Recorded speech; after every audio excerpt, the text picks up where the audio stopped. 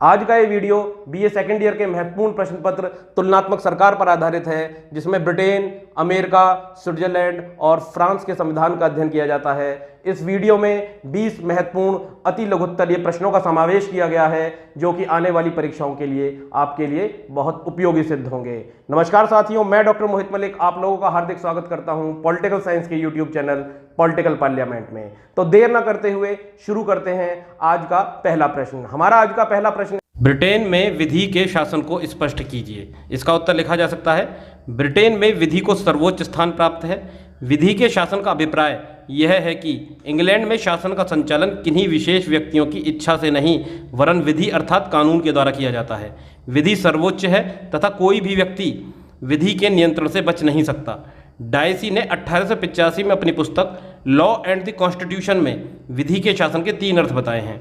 पहला, विधि की सर्वोच्चता, दूसरा, विधि के समक्ष समता और तीसरा, न्यायाधीशों का निर्णय अंतिम व सर्वमान्य होगा। यह बात डायसी के द्वारा विधि के शासन के संबंध में बताई गई है। प्रश्न यह भी पूछा जा सकता है और बेहद महत्वपूर्ण प्रश्न है कि लॉ एंड द कॉन्स्टिट्यूशन पुस्तक किसके द्वारा लिखी गई, या एवी डायसी की पुस्तक जो 1885 में प्रकाशित हुई उसका नाम क्या है। इसलिए आपको यह भी याद रखना है कि law and the constitution A V Dicey की 1885 में प्रकाशित पुस्तक है। चलिए दूसरा प्रश्न देखते हैं, राजा तथा राजमुकुट में 2 अंतर लिखिए। इसका उत्तर लिखा जा सकता है, पहला, राजा अस्थायी है जबकि राजमुकुट स्थायी है। राजा अस्थायी है, एक व्यक्ति की भांति वह अपने जीवन काल तक ही पद पर रहता है, उसकी मृत्यु के उपरांत दूसरा व्यक्ति इस पद पर आसीन हो जाता है। इसके विपरीत राजमुकुट स्थायी संस्था है जो आगे बढ़ती रहती है। दूसरा अंतर देखते हैं, वर्तमान में राजा शक्तिहीन, राजमुकुट शक्तिशाली। राजा शक्तिहीन है, संसदीय लोकतंत्र के परिणाम स्वरूप राजा के पास जो शक्ति हैं वो नाम मात्र की हैं। संसदीय लोकतंत्र में 2 प्रधान होते हैं, एक नाम मात्र का प्रधान और एक वास्तविक प्रधान। जैसे भारत की ओर यदि हम देखें तो भारत में राष्ट्रपति नाम मात्र का प्रधान है और प्रधानमंत्री और उसका मंत्रिमंडल वास्तविक प्रधान है। उसी प्रकार से यदि हम ब्रिटेन में देखें तो ब्रिटेन में राजा नाम मात्र का प्रधान है और वहाँ प्रधानमंत्री और उसका मंत्रिमंडल वास्तविक प्रधान है। जबकि राजमुकुट शक्तिशाली है, वह शासन की सभी शक्तियों का वास्तविक प्रयोग करता है। वर्तमान समय में राजमुकुट प्रधानमंत्री और मंत्रिमंडल के पास है जो शासन की वास्तविक शक्तियों का प्रयोग करता है, और राजा शक्तिहीन है और वह मात्र नाम मात्र का प्रधान है। चलिए अगला प्रश्न देखते हैं, अभिसमयों का अर्थ स्पष्ट कीजिए। अथवा प्रश्न दूसरी तरीके से भी पूछा जा सकता है, ब्रिटिश संविधान में अभिसमयों से आप क्या समझते हैं। इसका उत्तर लिखा जा सकता है, अभिसमय रीति रिवाजों, परंपराओं, प्रथाओं, रूढ़ियों, स्वभाव, आदतों, समझौतों का एक ऐसा समूह है जो शासन को सरलतापूर्वक चलाने में सहायक होता है। इसको हम देख सकते हैं बिंदुओं के माध्यम से। अभिसमय अलिखित होते हैं, अभिसमय लंबे समय से प्रचलित रीति रिवाज हैं, अभिसमय शासन संचालन की आधारशिला हैं, और अभिसमय कानून से मान्यता प्राप्त नहीं होते हैं। अर्थात ये वो रीति रिवाज हैं जो कानून से मान्यता प्राप्त नहीं हैं, अलिखित हैं और लंबे समय से प्रचलित हैं और शासन संचालन की आधारशिला हैं। चलिए अगला प्रश्न देखते हैं, अभिसमय व कानून में 2 अंतर बताइए। हमें 2 अंतर लिखने हैं। इसका उत्तर देखते हैं, कानून लिखित रूप से होते हैं जबकि अभिसमय अलिखित होते हैं। दूसरा अंतर देखें, कानून किसी कानून निर्मात्री संस्था द्वारा निर्मित होते हैं जबकि अभिसमय व्यवहारिक उपयोगिता के आधार पर विकसित होते हैं। अर्थात कानून निर्मित होते हैं और अभिसमय परंपराओं के आधार पर विकसित होते हैं। चलिए अगला प्रश्न देखते हैं, ब्रिटेन को मुकुटधारी गणराज्य क्यों कहा जाता है। इसका उत्तर देख सकते हैं, ब्रिटेन को मुकुटधारी गणराज्य इसलिए कहा जाता है क्योंकि ब्रिटेन में आनुवंशिक राजपद मौजूद है, अर्थात वंश परंपरा के आधार पर राजा बनता है, जबकि वास्तविक कार्यपालिका प्रधानमंत्री में निहित है। जबकि यदि देखा जाए तो प्रधानमंत्री और उसका मंत्रिमंडल समस्त शक्तियों का उपयोग करता है। अर्थात लोकतांत्रिक शासन आनुवंशिक राजपद की उपस्थिति के कारण ब्रिटेन को मुकुटधारी गणराज्य कहा जाता है। लोकतांत्रिक शासन व आनुवंशिक राजपद की उपस्थिति के कारण, एक तरफ तो लोकतांत्रिक शासन है, दूसरी तरफ वहाँ आनुवंशिक राजपद भी मौजूद है, इसीलिए ब्रिटेन को मुकुटधारी गणराज्य भी कहा जाता है। अगला प्रश्न देखते हैं, छाया मंत्रिमंडल किसे कहते हैं। ब्रिटेन में पार्लियामेंट के निम्न सदन अर्थात हाउस ऑफ कॉमन्स, लोक सदन में विरोधी दल के नेता द्वारा बनाया गया काल्पनिक मंत्रिमंडल छाया मंत्रिमंडल कहलाता है। इसमें 2 महत्वपूर्ण मुद्दे हैं, एक तो ये हाउस ऑफ कॉमन्स में बनता है, लोक सदन में बनता है, और दूसरा ये काल्पनिक मंत्रिमंडल है जो विरोधी दल के नेता द्वारा बनाया जाता है। चलिए अगला प्रश्न देखते हैं, संयुक्त राज्य अमेरिका के संविधान का निर्माण कहाँ, किसके द्वारा तथा कब हुआ, इसे कब लागू किया गया? इसका उत्तर देखते हैं। संयुक्त राज्य अमेरिका के संविधान का निर्माण फिलाडेल्फिया में हुआ था, एक संवैधानिक सम्मेलन द्वारा, जिसे फिलाडेल्फिया सम्मेलन भी कहा जाता था। और यह 25 मई 1787 से शुरू हुआ था और इसके बाद इसे 4 मार्च 1789 को लागू किया गया था। चलिए अगला प्रश्न देखते हैं। अमेरिका के संविधान में कितने अनुच्छेद हैं? इसका उत्तर देखते हैं। अमेरिका के संविधान में कुल 7 अनुच्छेद हैं जो लगभग 4000 शब्दों में अंकित हैं। अगला प्रश्न देखते हैं। संयुक्त राज्य अमेरिका के संविधान में शक्तियों के पृथक्करण का क्या अर्थ है? इसका उत्तर देखते हैं। शासन के 3 अंग होते हैं, व्यवस्थापिका, कार्यपालिका और न्यायपालिका।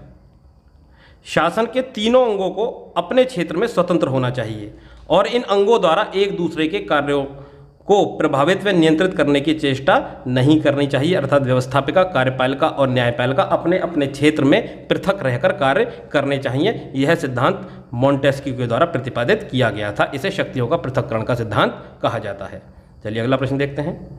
अमेरिका में एक व्यक्ति कितनी बार राष्ट्रपति निर्वाचित हो सकता है? इसका उत्तर देखते हैं। 2 बार।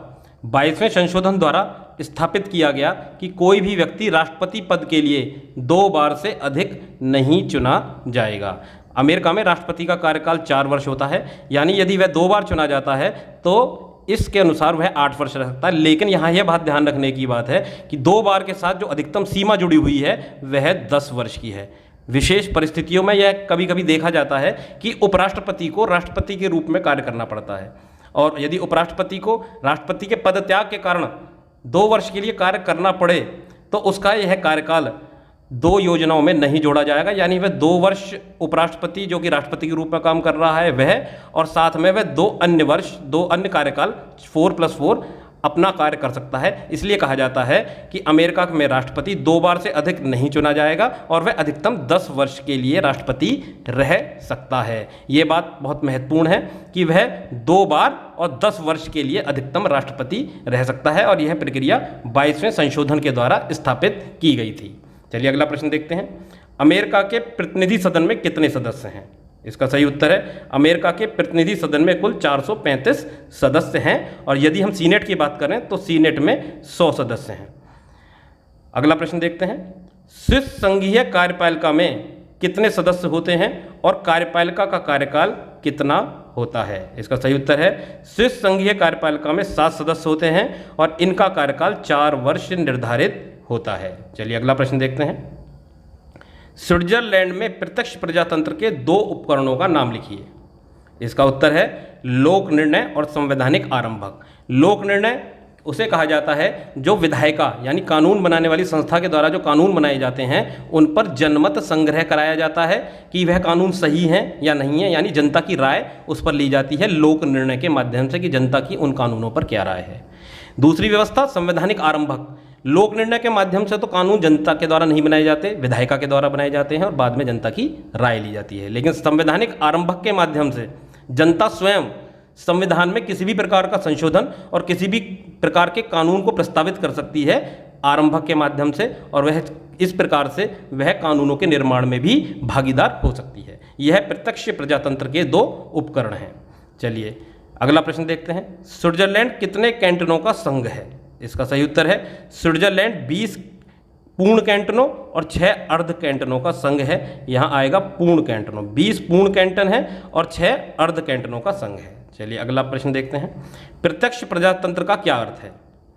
प्रत्यक्ष प्रजातंत्र ऐसी शासन पद्धति है जिसमें राज्य के नागरिक सार्वजनिक विषयों पर प्रत्यक्ष रूप से स्वयं विचार विमर्श करते हैं और इसके आधार पर नीतियों का निर्धारण और कानून का निर्माण होता है। प्रत्यक्ष प्रजातंत्र कम जनसंख्या वाले और छोटे आकार वाले राज्यों में ही संभव है। वर्तमान में बड़े आकार वाले राष्ट्रों में प्रत्यक्ष प्रजातंत्र संभव नहीं है। वर्तमान में स्विट्जरलैंड के कुछ कैंटनों में प्रत्यक्ष प्रजातंत्र अपनाया गया है। 2 प्रकार के प्रजातंत्र होते हैं, एक अप्रत्यक्ष प्रजातंत्र और एक प्रत्यक्ष प्रजातंत्र। अप्रत्यक्ष प्रजातंत्र को प्रतिनिधि प्रजातंत्र भी कहते हैं, जिसमें प्रतिनिधियों के माध्यम से शासन संचालन किया जाता है। या जैसे हम भारत का उदाहरण लें तो राज्य स्तर पर MLA के द्वारा विधायक चुनकर और केंद्र स्तर पर MP के द्वारा मेंबर ऑफ पार्लियामेंट को चुनकर जनता शासन का संचालन करती है, यानी अपने प्रतिनिधियों के माध्यम से कानून बनाती है, जबकि प्रत्यक्ष प्रजातंत्र में जनता स्वयं कानून बनाने में भागीदार होती है, प्रतिनिधियों के माध्यम से शासन संचालन नहीं करती। हालांकि यह सब अब सिर्फ स्विट्जरलैंड के कुछ ही कैंटनों में रह गया है, क्योंकि यह बड़े बड़े राज्यों में, बड़े बड़े राष्ट्रों में संभव नहीं है। चलिए अगला प्रश्न देखते हैं। पंचम गणतंत्र का संविधान कब प्रवर्तित हुआ? यह है फ्रांस के संबंध में है। इसका उत्तर है 1958 में चार्ल्स डी गाल के द्वारा। चलिए अगला प्रश्न देखते हैं। किस देश के संविधान में राजनीतिक दलों को स्पष्ट मान्यता प्रदान की गई है? इसका सही उत्तर है फ्रांस। अगला प्रश्न देखते हैं। वर्तमान समय में फ्रांस के राष्ट्रपति का कार्यकाल कितने वर्ष का है? इसका सही उत्तर है वर्तमान समय में फ्रांस के राष्ट्रपति का कार्यकाल 5 वर्ष का है। फ्रांस की संसद के दोनों सदनों के नाम लिखिए। इसका सही उत्तर है राष्ट्रीय सभा, जिसे निम्न, जो कि निम्न सदन है, और सीनेट, जो कि उच्च सदन है। चलिए अगला प्रश्न देखते हैं। फ्रांस के राष्ट्रपति का चुनाव किस प्रकार होता है? यह प्रश्न बड़े प्रश्न में भी पूछा जा सकता है और छोटे प्रश्न में भी पूछा जा सकता है। और छोटे प्रश्न में हम इसे लघु रूप में इस प्रकार से लिख सकते हैं कि प्रत्यक्ष मतदान द्वारा द्वितीय मतदान प्रणाली के आधार पर होता है। हालांकि इतना लिखने से भी काम हो सकता है, लेकिन यदि हम इसकी स्पष्ट और भी व्याख्या कर दें तो हमें पूर्ण अंक प्राप्त हो सकते हैं। फ्रांस के राष्ट्रपति का चुनाव प्रत्यक्ष मतदान द्वारा द्वितीय मतदान प्रणाली के आधार पर होता है। सन 1958 में लागू संविधान में अप्रत्यक्ष चुनाव का प्रावधान था। जो 1958 में संविधान लागू हुआ था, पंचम गणतंत्र का संविधान, उसमें अप्रत्यक्ष चुनाव का प्रावधान था। परंतु 1962 में संविधान में एक संशोधन के द्वारा प्रत्यक्ष चुनाव प्रणाली की द्वितीय मतदान प्रणाली को अपनाया गया, जिसमें वर्तमान राष्ट्रपति का चुनाव होता है। इस व्यवस्था में जनता द्वारा स्पष्ट बहुमत यानी 51% ना मिलने पर 2 बार मतदान किया जाता है। यदि किसी भी अभ्यर्थी को, किसी भी राष्ट्रपति के चुनाव लड़ने वाले व्यक्ति को 51% मत नहीं मिलते, यानी आधे से एक अधिक, तो 2 बार मतदान किया जाता है। प्रथम मतदान के समय मतदाता अनेक उम्मीदवारों में से किसी एक के पक्ष में मतदान करते हैं। यदि किसी उम्मीदवार को आधे से अधिक मत 51% प्राप्त हो जाते हैं तो वह विजयी घोषित हो जाता है और प्रथम मतदान में ही उम्मीदवार मिल जाता है राष्ट्रपति का, और द्वितीय मतदान की आवश्यकता नहीं होती। परंतु यदि किसी भी उम्मीदवार के पक्ष में आधे से अधिक मत ना पड़े हों तो आने वाले इतवार को, यह बहुत महत्वपूर्ण चीज़ है, आने वाले इतवार को उन्हें मतदान करना होता है, जिसे द्वितीय मतदान कहे जाते हैं। द्वितीय मतदान में मतपत्र पर केवल 2 उम्मीदवारों के नाम छापे जाते हैं जिन्हें पहले मतदान में सर्वाधिक मत प्राप्त हुए थे, यानी पहले 2 उम्मीदवार जिन्होंने सर्वाधिक मत प्राप्त हुए थे वह द्वितीय मतदान में मतपत्र पर उन्हीं दोनों के नाम होते हैं। द्वितीय मतदान में दोनों में से जिसको अधिक मत प्राप्त होते हैं उसे राष्ट्रपति पद के लिए निर्वाचित घोषित कर दिया जाता है। और द्वितीय मतपत्र में 2 मतदाता होने के 2 अभ्यर्थी होने के कारण किसी एक को जरूर 51% मत प्राप्त हो जाते हैं, यानी स्पष्ट बहुमत प्राप्त हो जाता है। इस प्रकार से फ्रांस के राष्ट्रपति का चुनाव किया जाता है। ये वीडियो आपको कैसा लगा कमेंट सेक्शन में जरूर बताइएगा, और आपको आपकी परीक्षाओं के लिए शुभकामनाएं। धन्यवाद।